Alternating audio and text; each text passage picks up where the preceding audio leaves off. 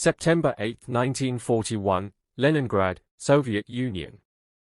The first German shells struck the Badayev warehouses at 6 in the evening. The sky above the Neva River turned amber, then crimson, as 2,500 tons of sugar dissolved into flame. The smell reached the bread lines within the hour, sweetness mixed with smoke, carried on wind that tasted of autumn and something worse.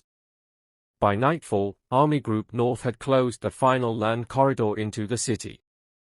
3 million souls, soldiers, factory workers, musicians, children, were now sealed inside a perimeter measured in artillery range. The temperature stood at 11 degrees Celsius. Within 90 days, it would fall to -32, and the siege would not break for 900 days. The encirclement of Leningrad was not opportunistic.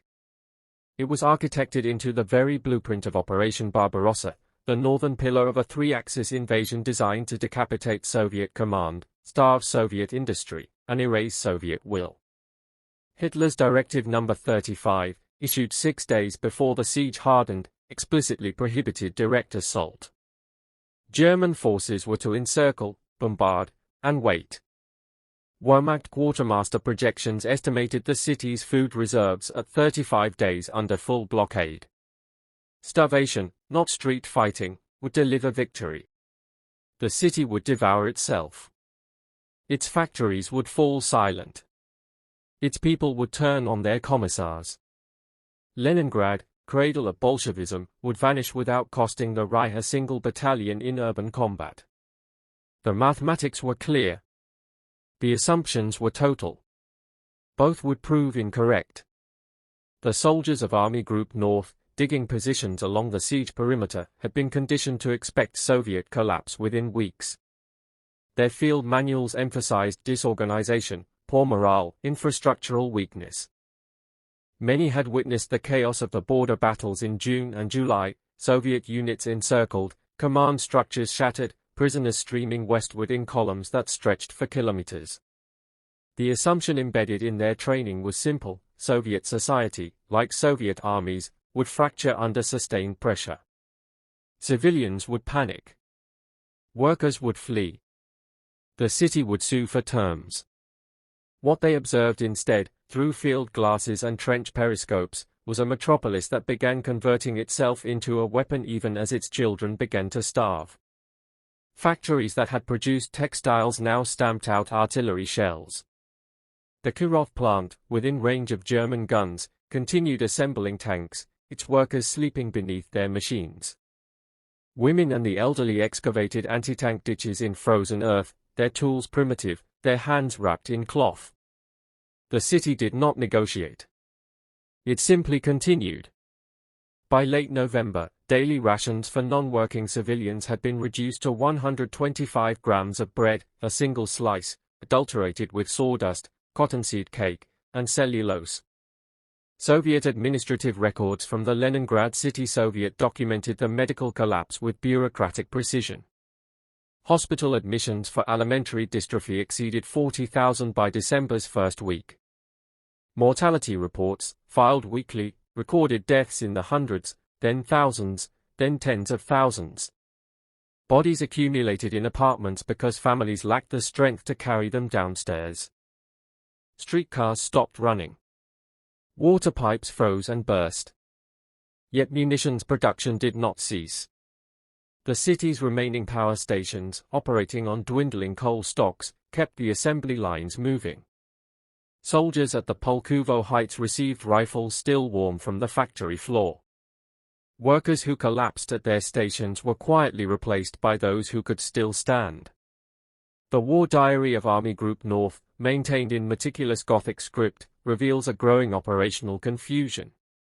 Entries from December note the unexpected volume of Soviet artillery fire originating from within the city, the continued functioning of the Baltic Fleet despite fuel shortages, and the failure of psychological operations, leaflets promising food and safety, to produce defections. By mid-January 1942, reconnaissance patrols reported supply convoys moving across the frozen surface of Lake Ladoga. The Road of Life, as it became known, was barely a road at all, a shifting ice path traversed at night by trucks carrying flour, ammunition, medical supplies, and evacuees. Drivers navigated by moonlight and the glow of burning vehicles. Many broke through the ice and disappeared into black water. The tonnage delivered was never adequate, but it was sufficient to keep the city's heart beating, however faintly. What the siege exposed was a profound ideological miscalculation. Nazi doctrine presumed that deprivation would dissolve collective will, that modern urban populations could not endure prolonged encirclement, that hunger would fragment social cohesion. German commanders had studied the sieges of the Great War, Przemysl, Kutala-Mora, and concluded that civilian morale was brittle, that cities fell from within. But Leningrad was not a garrison outpost. It was a manufacturing center with deep technical capacity, a literate population, and a command structure willing to enforce survival through ruthless prioritization. Soviet authorities established hierarchical rationing, soldiers first, essential workers second, all others last. Propaganda framed endurance not as suffering but as resistance. Every day survived was a day denied to the enemy. Starvation became a front line, and those who lived through it became combatants in a war of pure attrition. Throughout the siege, one object appeared with quiet regularity in the diaries and letters of Leningrad's defenders, the American tin of Spam, delivered via Murmansk convoys and the Lend-Lease program. It was never plentiful, scarcity remained the norm, but it materialized in field kitchens, hospital rations, and the packs of soldiers holding the never bridgeheads. The tin was small, cylindrical, marked with English lettering few could read. Its contents were dense, salty, fatty, calories in their most concentrated form. It was opened with care, its grease saved and repurposed. To those who received it, the tin represented something beyond nutrition. It was evidence that the siege was not total, that the war extended beyond the frozen perimeter, that factories across an ocean were laboring in parallel. The tin did not break the blockade, but it sustained the belief that endurance had purpose beyond the immediate hour. In the summer of 1942, while the siege entered its second year, the Leningrad Radio Orchestra performed Dmitri Shostakovich's Seventh Symphony in the city's Philharmonic Hall. The musicians were emaciated. Some required help to reach their chairs. The performance was broadcast across Soviet lines and into German positions. The symphony had been composed within the besieged city, its manuscript evacuated by aircraft in June. The premiere was not an act of defiance in any theatrical sense, it was an assertion of identity, a refusal to be reduced to biology alone. The music carried over the canals, past the bread queues and the mass graves at Piskarovskoye. It was heard by soldiers in the trenches and by German radio operators monitoring Soviet frequencies. It was not forgotten. The Wehrmacht's failure to reduce Leningrad reshaped the entire Eastern Front. Divisions pinned down in static siege could not be redeployed to Stalingrad or the Caucasus. Logistics consumed in containment could not support offensive operations elsewhere. The city became a hemorrhage, strategic, material, psychological.